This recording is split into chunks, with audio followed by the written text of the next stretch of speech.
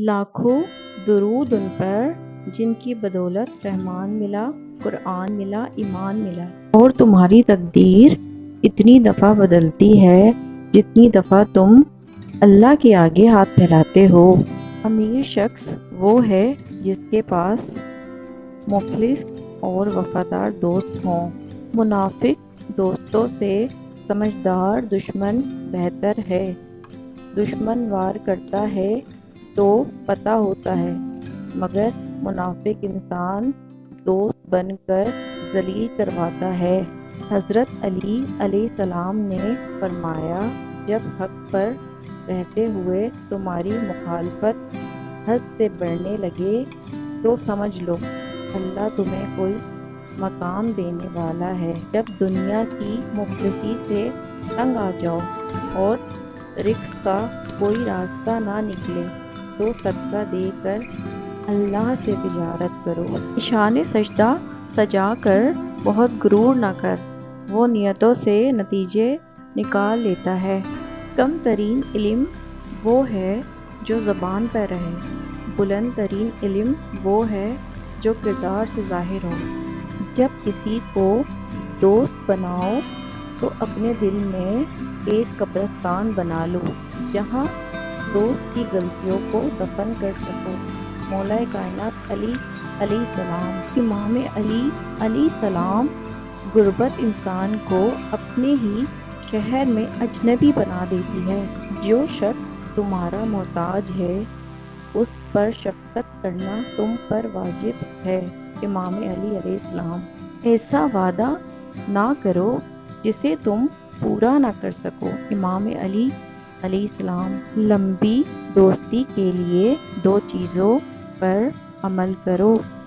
ایک، اپنی دوست سے غصے میں بات مت کرو، اور دوسرا، اپنے دوست کی غصے میں کی ہوئی بات دل پر مت لو۔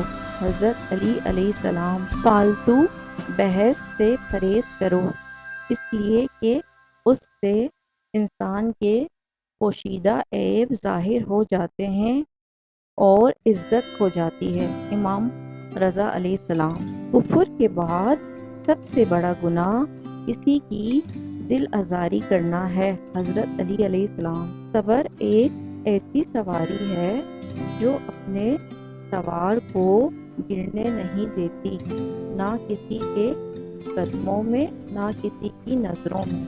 حضرت علی علیہ السلام، مجھے اس پر تعجب ہے جو موت کو بھول گیا حالانکہ وہ لوگوں کو مرتے ہوئے دیکھتا ہے۔ حضرت علی علیہ السلام، حضرت علی فرماتے ہیں، جب تم کسی کو اکیلا دیکھو تو سمجھ جاؤ وہ ایک سچا انسان ہے، کیونکہ بھیڑ ہمیشہ منافق انسان کے ساتھ ہی ہوتی ہے۔ اگر تم اس وقت مسکرا سکتے ہو جب تم پوری طرح ٹوٹ چکے ہو تو یقین جانو دنیا میں تمہیں کبھی کوئی نہیں توڑ سکتا۔ احسان سے دلوں پر حکمرانی کی جاتی ہے۔ مولا علی علیہ السلام، کسی کے خلوص اور پیار کو اس کی بے وقوفی مت سمجھو، ورنہ کسی دن تم خلوص اور پیار تلاش کرو گے اور لوگ تمہیں بے وقوف سمجھیں گے۔ اگر نماز پڑھنے والے کو علم ہو جائے کہ کیسے رحمتوں نے اسے گھیر رکھا ہے تو وہ کبھی سجدے سے سر نہ اٹھائے۔ اپنا سر اونچا رکھو کہ تم کسی سے نہیں ڈرتے، لیکن اپنی نگاہیں نیچی رکھو کہ پتہ چلے تم ایک باعزت گھرانے سے تعلق رکھتے ہو۔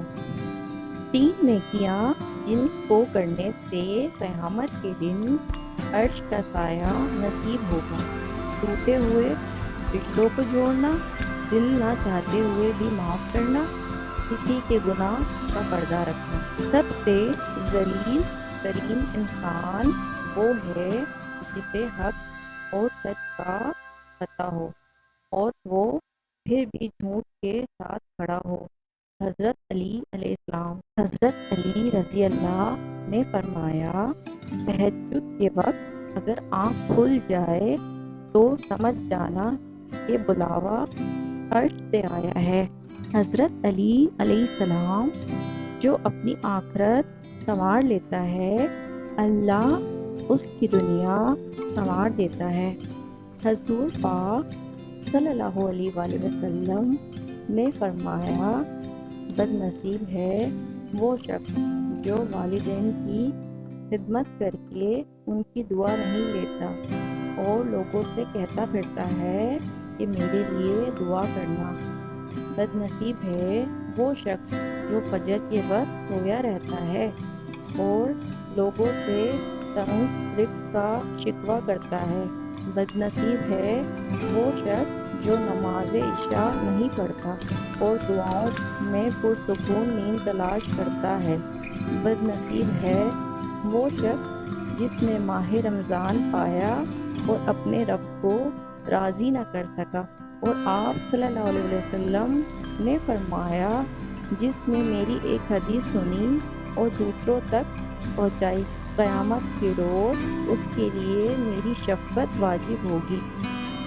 حضرت محمد مصطفیٰ صلی اللہ علیہ وآلہ وسلم نے فرمایا، ماں باپ پر بیٹے کی محبت بھری نگاہ عبادت ہے۔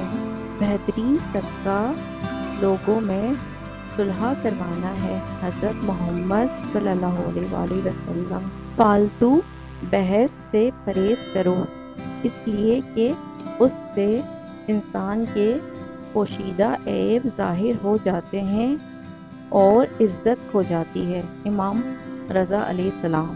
حضرت محمد صلی اللہ علیہ وآلہ وسلم نے فرمایا، یقیناً شیطان فرزند آدم میں خون کی طرح گردش کرتا ہے۔ آدھی زندگی گزار دی ہم نے پڑھتے پڑھتے، اور سیکھا کیا؟ ایک دوسرے کو نیچا دکھانا۔ حضرت امیر المومنین امام علی علیہ السلام نے فرمایا، بدترین کھانا حرام کھانا ہے، چاہے مال حرام سے حاصل ہو یا حرام اشیاء سے ہو۔